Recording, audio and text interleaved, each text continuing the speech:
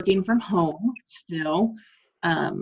So today we thought we'd talk a little lawn care basics. So we're not going to go in depth in anything because I am by all means not a turf expert, but we're going to hit the bullet points and hit some of the main points for you. If you have any questions, you can either put them in the chat box. Cassie's watching that for me, or just even interrupt me. I don't care. I don't like to sit here and talk at people for too long a period of time. So we'll go ahead and get started here, and hopefully you see in my slide, Cassie. Okay. Yes. Alrighty. Nope, you're fine. I was just making sure it worked before I went too far into talking. So turf grass. Turf grass is a limited perennial. That means it comes back year after year, but after you mow it, it replaces with new shoots after you mow. So we call it limited because it comes back every year, but it produces new shoots too. The biggest problems that turf grass has is that it competes for light, water, and nutrients from other weeds or just plants and trees in general. So just wanted to touch a little bit with water requirements. We'll talk about water a little bit later on here, but just the grasses that are most easiest to grow with lack of water. So Buffalograss can survive without any water, much water at all, just rainwater. But then most of the lawns we see around the area are tall fescue, and they can survive reasonable amounts of time without water, but will show signs of stress in the middle of the summer. So in Kansas, we are very difficult to grow one type of grasses because we live in this, what is called the transition zone. So the transition zone is where both warm season grasses and cool season grasses. We have to do a mixture of both to make it all the way through the summer if you want a good solid green yard without spending a lot of money on water. We live in that part where we get really cold in the winter, so those warm season grasses don't overwinter as well, but yet our cool season grasses don't do as well in our heat.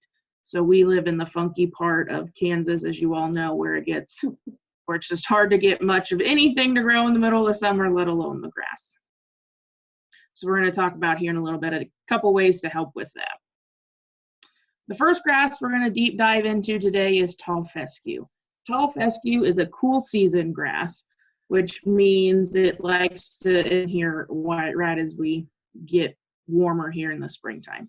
It's a bunch type grass, which means it just grows in little type of clump. It's easier to tell because it's got that coarse leaf structure and that wide leaf. It also comes to a point at the end, and so that's how you can tell the difference between what is tall fescue or it's got a wider leaf. There's also varieties called fine fescue that have a narrower leaf, but tall fescue has the big old prominent leaves that as kids you used to be able to, people could put them between their thumbs and blow and make it whistle. I can never get that to work, but tall fescue is the grass that you can supposedly get that to work on. It is the best adapted cool season grass for Kansas because it handles our summer heat as best as we can describe it. It does take some little extra watering, or it just goes into dormant periods during the summer, which is perfectly fine too. The seed germinates quickly, so that's why a lot of people like to put down tall fescue. And as I said before, there's a smaller, finer bladed variety of fine fescue that you can see sometimes, but most of what you see is a tall fescue. Or there's this that's called Kentucky 31, the K31, that's a blend for a low maintenance lawn. It's not quite as thick as just a full tall fescue lawn, and it tends to be contaminated with some weed seeds, which we'll touch base on that a little bit later on in the presentation. But with tall fescue, it is the best choice if you have a very shaded yard or shady areas in your yard, because it grows best in the shade of trees or your house or whatever. Kentucky bluegrass is also another cool season grass, and this one is one that grows well here too. A lot of the times you'll see blends of Kentucky bluegrass, but it is spread by rhizomes. So what you can see in the picture is that you have the mother plant and then it'll shoot up another shoot off to the side. And so that's how Kentucky bluegrass spreads and reseeds itself within the lawn. It's fine bladed and it's used a lot on athletic fields and parks and that type of places. It's most easily put down with seed, or you could sod it in. It grows well as a sod form. It has very poor heat tolerance. It has trouble with our Kansas summers. So that's why you often see a bluegrass tall fescue mixture, because you get the advantages of both grasses. And when the bluegrass kind of dies out, the tall fescue has issues, but it keeps going. It's not as drought tolerant, or bluegrass isn't as drought tolerant as the bluegrass. And so if you have that mixture, you won't get as many dead spots or brown spots in the middle of the summer. And I wanted to touch point here before we move on to the next one, that these cool season grasses, tall fescue and Kentucky bluegrass, are best fertilized in the fall. So you can fertilize in the spring, you just don't need to put as much on. The best time for these take up nutrients is in the fall. Warm season grasses. The one we're going to talk about today that we've seen around the area is Buffalograss. So Buffalograss has stolons, so it's kind of like individual plants, but they connect on the surface layer themselves. Buffalograss, you can easily see it if you drive by somebody's yard. It's that lighter green to gray color. It is fairly cold tolerant, so it does pretty well in our winters, but it also is known as the hairy leaves.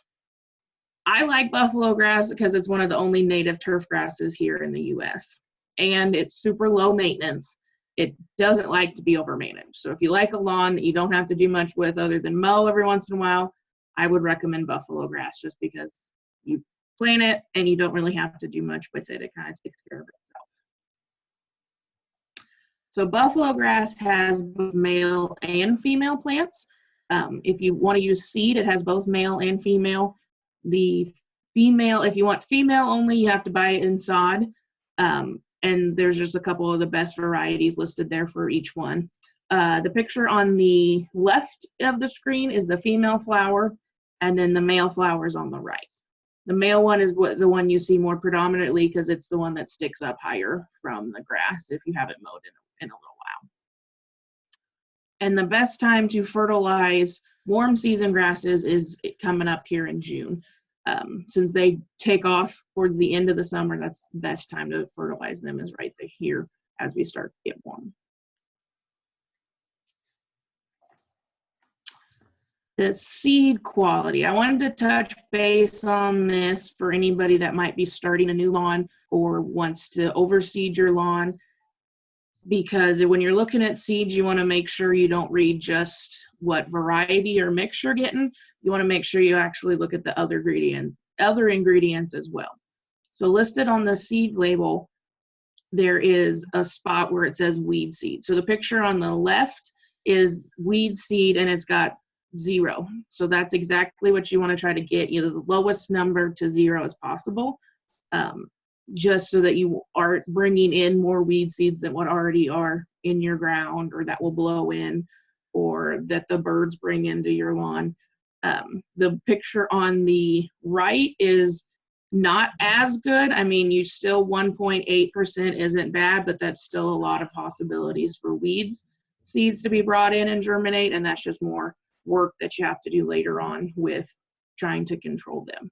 But we'll talk a little bit more about weeds later on in the presentation. But the main thing is try to get as close to the picture on the left at the 0, 0, 0 as possible. Do we have any questions before we move on? I feel like I was talking a little fast there, so I can go back and cover anything that needs to be covered. There's nothing in the chat, but if anybody has a question, you can ask. I don't use the chat, but I'm wondering, like, I don't know if you know the answer to this, but I want to, like, get rid of weeds in my yard, but I only do natural, or I don't want to use, like, you know, Roundup that's full of chemicals and stuff. Okay. Is there that I can use? if you're trying to go non-chemical route, really the best thing you could do is just try to make sure you have that thick lawn, because the thicker, more grass you have in your lawn, the less chance weed seeds are going to grow up. Cassie, do you have any other thoughts of non-chemical form? Actually, Sherry, I sent you an email this morning, I think, with a little bit of information. Do you know what kind of grass you have? No, I don't. Okay, we might have to work on that first and figure out what you're working with, and then go from there. But yeah, usually just fertilizing and watering well so that you have a nice stand of turf before. That way you don't have to spray for as many weeds. Okay, because I have the fruit trees and I don't want a lot of chemicals in there for those. Right. Yeah, we'll work together and figure that out. All right, thank you. Sorry. Sure.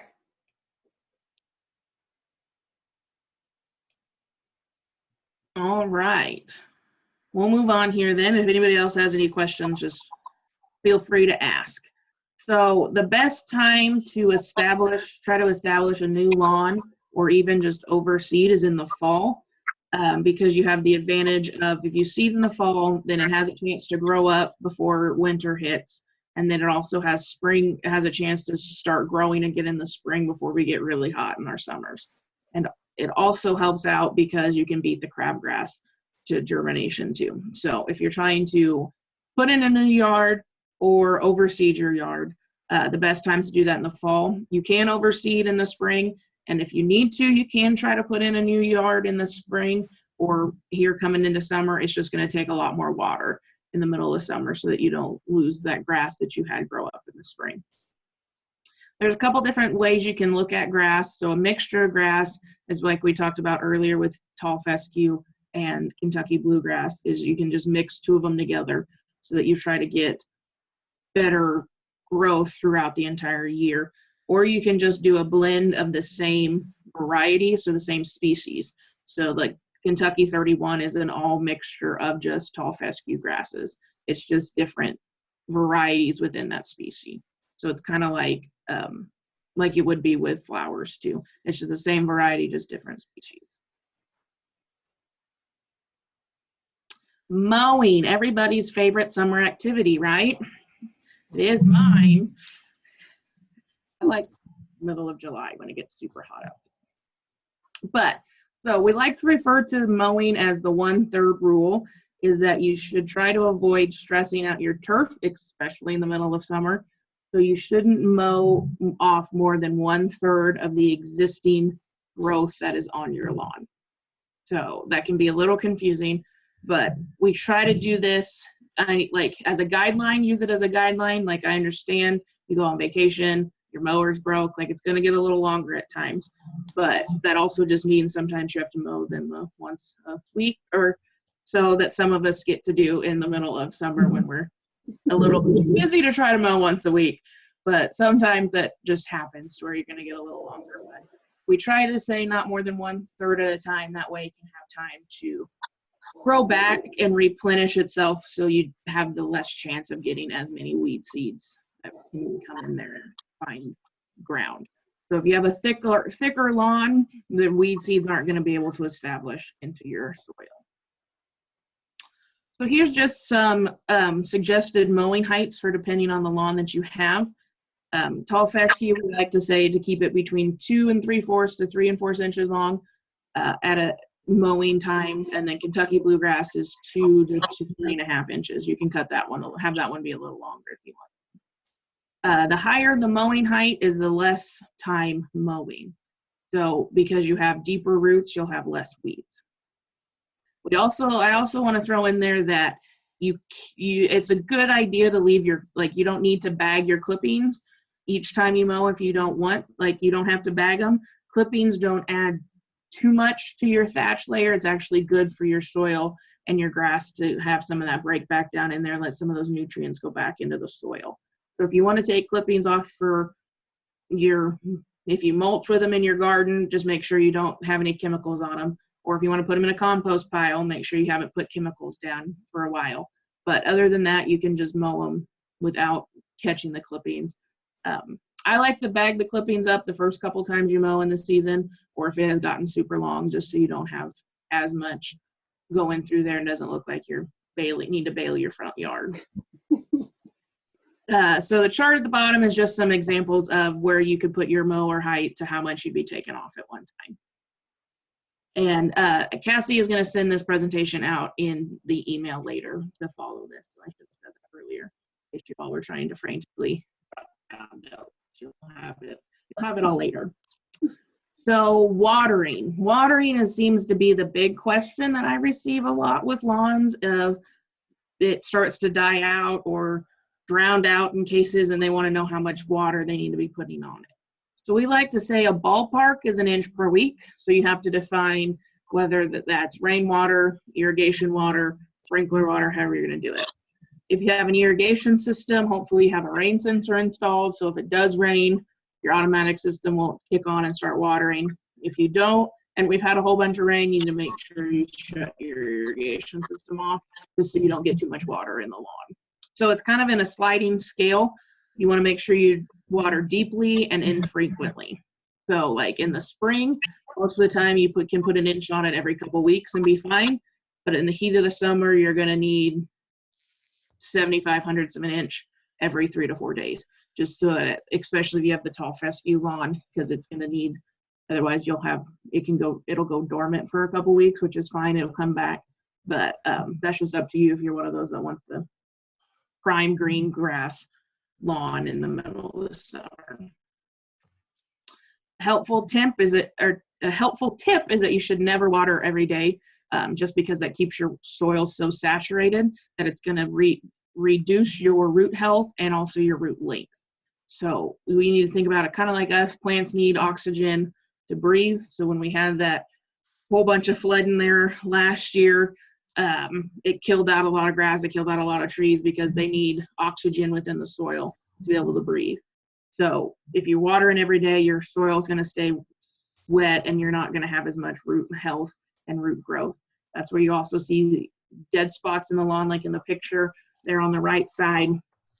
You can just see random spots that die out, and that's just from too much water sitting there. So the best time to water is actually early in the morning, because if you water at night, your grass is going to sit there wet overnight, and in the cooler temperatures than during the day, you have a better chance of diseases forming because the leaves don't dry out. If you water in the middle of the day, you're going to have way more evaporation than you have water being put down. So the best time is the water in the morning, because normally here in Kansas even, we have less wind in the morning. Now I know make sure you saw less wind because it's Kansas, we never really have no wind, but normally it's less wind than in the middle of the afternoon, especially during the summer. All right, now we're going to move into weeds. Probably the main reason everybody's here today, right? So what is a weed? Whether you're talking in the landscape or in your grass, a weed is defined by you. If you don't like it, then it's a weed because it's your yard and it's your landscape. If you like it, let it go. If you don't, figure something out with it. So there's people out there that have full yards of Bermuda grass, and some people love it and some people absolutely hate it and don't like Bermuda grass. So a weed, to them, Bermuda grass is a weed. You can also tell that I didn't talk about Bermuda grass today for that very reason, because some people love it and some people hate it. So if you're a lover of Bermuda grass, good for you. If you have it in your yard and you don't like it, stay tuned and we'll help you get rid of it. Also, the main thing with weeds ID is to make sure you get the proper weed ID. You want to make sure you know exactly what that weed is, because if you have it wrong, you might be using the wrong herbicide. So the proper ID allows you to select the proper application of herbicide, just so that you are able to treat it and not have to spend money on a herbicide or an application that didn't work as well. So the main thing I get with chemical, what chemical do I use? There's so many out there, they're so confusing, I don't understand them. So we're going to try to break this down a little bit for you. So a pre-emergent herbicide is one that you can be put down prior to when the weed seeds germinate. So we like to put down a pre-emergent herbicide for crabgrass because it's easier to kill crabgrass that way. So with the pre-emergent, that just means it doesn't keep the weed seed from germinating. It's once that seed germinates, it kills it before it allows it to pop up and out of the soil into the grass. A post-emergent is you put down after it's already been growing, and the weed roots absorb it, and then it moves through the plant and kills the weed. So then there's also a category within pre-emergent and post-emergent of selective and non-selective. So selective herbicides is when it kills the exact weeds you want to kill, but not on the turf. For example, 2,4-D or MCPP, which is a broadleaf weed killer, will only kill broadleaf weeds in your lawn, but not the actual turf. Whereas non-selective herbicides kill everything. So non-selective herbicide, an example is like Roundup. You spray Roundup in your lawn, you're gonna kill it all. So, because it doesn't know one way or the other what it is. Another category within the chemicals is contact. So there's some that are contact herbicides that only kill the plant tissue that it comes in contact with. So if you spray it just on that one leaf, it'll kill that one leaf. Whereas a systemic herbicide, if you spray it on that leaf, it's going to move it all the way through the whole plant and will kill the whole plant. So there's just different layers upon layers of which chemical you choose to use, and that's just up to you as to what plant you're trying to kill. If you're trying to kill broadleaf weeds, by all means, you're going to want that selective herbicide. Here's an example of a pesticide label that I thought we could just work through a little bit here that shows you the differences. When you call Cassie or I, we're more than likely going to give you the common name, where is listed here under the active ingredients, just because we have lists of common names common names, sorry, the active ingredients, because the list of trade names change so frequently that we just can't keep up. So if I give you sometimes it's referred to as a common name, most of the time it's referred to as a chemical name. So if I give you the name of a chemical, I'm giving you the chemical name that you can go find a trade name that has it. So whether you have Roundup by whatever, or you have the off-brand of Roundup, that's up to you, but we're going to give you the chemical name and the common name. Anybody have any questions on the label before we move on?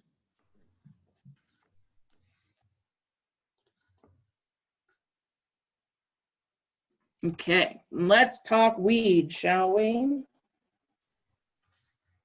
So the first ones we're going to start out with are the first ones that we tend to get questions about and that we see first. The winter annuals that are broadleaf weeds. So these germinate in the early fall, and then they set flowers and die here in late spring. So I like to refer to them as the first signs of spring, because the first things you're going to see growing are your henbit and your chickweed in your lawn. So what you can do to kill these, the best way to get rid of henbit and chickweed is to do apply a pre-emergent chemical in the fall before germination begins. Since these germinate in the fall and they overwinter in your lawn as a plant, and then spring hits and they flower, they're pretty much on the end of their life cycle once we see them in the spring. So it's kind of a little late to put anything in. You can if you want to, but it's not going to do you any good this spring, just because once it warms up, it's going to die off. So the best thing for in the spring, if you haven't put any chemicals down, is to just mow it, and then you won't have to see it. So you put the pre-emergence down in early to mid-September. You can either use, I gave you both here. I gave you a brand name and a chemical name, the barricade or dimension, just because in some instances, those are the ones you can get a hold of the most readily. Or if you miss your early to mid-September window, you can also put in a post-emergent, which will kill them after they've germinated in late October to early November. The one thing I like to comment on with henbit is henbit's super easy to tell what it is, especially you have the little purple flowers like they're in the picture on the left, but also if you catch it before it flowers, henbit has a square stem. So if you can take it and you roll it back and forth between your fingers and it's a square stem, you more than likely have henbit growing in your lawn. Whereas chickweed is a round stem, and it's really easy to see once it flowers because it's got the little purple white flowers. So once again, with henbit and chickweed, your winter annuals, it's best to apply pre-emergence in the fall, because once we hit spring, as we start to get warmer, they start to die out, so there's really not much you can do for it in the spring. Perennial broadleaf weeds, so your dandelions, your white clover, they germinate in the spring and then they reproduce from seeds, or as dandelions, they stay as their taproot and just keep coming back. So you can put down, I don't have it listed here, but you can put down a pre-emergent in the fall as well for dandelions, or you can use a post-emergent selective systemic herbicide. So you want to get all three of those selected, which you could use 2,4-D that kills dandelions as well as any other winter annuals like your white clover that you have. But the best way to get them is a combination of the products. So if you do Trimec, which is one brand name, it's a 2,4-D, MCC, PP, and dicamba combination. And you're just gonna, though, if you do a combination of the products, you'll just get a better chance of actually killing those weeds and getting rid of them, other than just the one straight 2,4-D.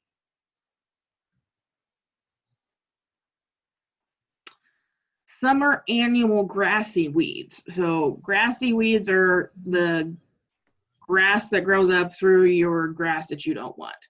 So an example of grassy weeds are crabgrass or goosegrass.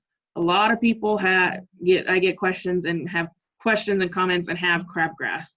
So they always want to know how to kill crabgrass. Crabgrass germinates in the spring and then sets seed and dies in the fall. So the seeds overwinter in your lawn. So the best way to get rid of crabgrass is to put a pre-emergent chemical down before it germinates. We like to say on a calendar scale, because everybody always wants to know via calendar what time to do it, is between April 1st to April 15th is when you can put down your crabgrass pre-emergent. But a great way I like to think about it without having to put a calendar date to it is that when the redbud trees start to bloom, that's a great sign that you need to put down your crabgrass preventer on your lawn. So either April 1st, April 15th for a calendar stretch, but sometimes we have an early spring, sometimes we have a late spring. So it kind of depends on if you have some redbud trees around, that's a great sign that spring's getting close and almost here, so you need to put down your crabgrass preventer. A lot of the time we recommend a split application about 8 weeks apart, just because not everything germinates at the same time. So just because it's April 15th and the red buds are out, not all those seeds are going to germinate at once. So if you do a split application, then that's going to give you the greatest chance of getting as much of the crabgrass weed seed as you can out of there. So listed, I have the product Dimension listed. That one is a good one because it works as a pre-emergent and a post-emergent. So if you're a little later getting that crabgrass preventer down, you could use the Dimension because it's going to help keep off anything that hasn't germinated yet, but it also will hit things that have germinated as well. So it will do both of them at the same time. So if you've missed the early window barricade, we say you can put down as early as April 1st because it takes a little while to break down into the soil. But if you've missed both those windows, you can always use Dimension because it kills both. And crabgrass and goosegrass are killed by the first hard frost, like pretty much every other weed is. The last one we're going to talk about today is nutsedge. So nutsedge isn't really out and about yet. It's one we see later on into the spring, summer time. It's not a grass, it's technically a sedge, even though it looks like grass. Sometimes it can be confused as it's starting to grow up as tall fescue, just because it's got that wider leaf, but it's easy to tell the difference because this grows out of a triangular base. So it's more of a clump and it's got a triangular stem, but it's also really likes moist sites. So if you have a spot in your yard where a lot of the water collects, or where right by an irrigation head or something, that's where you're probably going to see your nutsedge growing as well as throughout your lawn, but it tends to sit in those wet spots. You can either use a chemical manage, or there's the sedge hammer out there, and that will really get it good if you have a lot of nutsedge in your lawn. It's one of those you can try to pull it, but it has a really long tap root. And if you don't get it all, then it's just going to shoot off tubers from that and continue to grow up new plants. So it's kind of one of those, if you pull it, you might be creating more of a problem, because then it shoots off a whole bunch of more sprouts and you'll just have a bigger clump. But there's chemicals out there that can do it, or if you just watch how you're pulling it, it'll pull out a lot easier if you're not trying to do it, on a super dry day or a super wet day. Try to find one of those, happy mediums if you're going to start pulling it. The only thing with nutsedge is that you're probably going to need a repeat application on any chemical that you decide to use. So that was pretty much all that I wanted to touch base on today. The main takeaway is that a reminder that a best defense against weeds is a good quality turf. So if you have a good solid stand of grass, whether that be any grass you choose to have, the thicker your lawn, the less chance you're going to have of weeds, because your thick grass is going to choke out those weed seeds when they're little and trying to germinate, as well as not let any blow in, because they won't have any ground to sit on to start to germinate. They won't have any soil that they can touch. So the thicker the grass, the better chance you'll have of less weeds. Anybody have any questions before we have announcements? What about bindweed? Good old bindweed. Yeah. I wish I had a good answer for you with bindweed. I think if Cassie and I could put our collective heads together, we could be millionaires, but nobody has found a good way to kill bindweed yet that I have been told. Cassie, do you have a secret solution to bindweed? Not necessarily like in a lawn. I know if it's like in your garden or something, you can kind of use really concentrated Roundup and just kind of paint the leaves of it, and that's supposed to take it down into the roots and kill it. Where do you have it at? In our yard, in our grass. Oh, wow. Right now, mostly we have our backyard fenced in, and there's like a little bit of the lot that's on the outside of the fence, and that it's next to the driveway and in the alley, and that's kind of where it's been staying so far.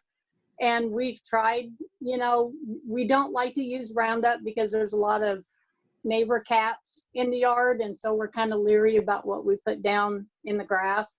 But we've tried different weed killers that you just put directly on the plant, and it'll kill that one, and then 3 more will just grow up around it. And so we haven't found anything to get rid of it either. Yeah, like I agree with what Cassie said. In the lawn, it's going to be kind of hard. You could try any of those broadleaf ones, but I don't think a lot of them are labeled for it, just because they don't see high success rates, because you normally kill that one and then 3 or 4 more sprout up off of it. Mm-hmm. So mainly the only way to get rid of it is just literally till up the ground and just reseed it. Yeah.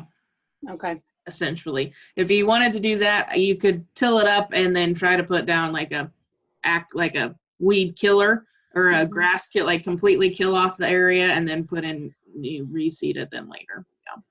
And then how long do you have to wait after you do that you can reseed it, that whatever you put down is out of the soil? Yeah, it depends on what chemical you put down.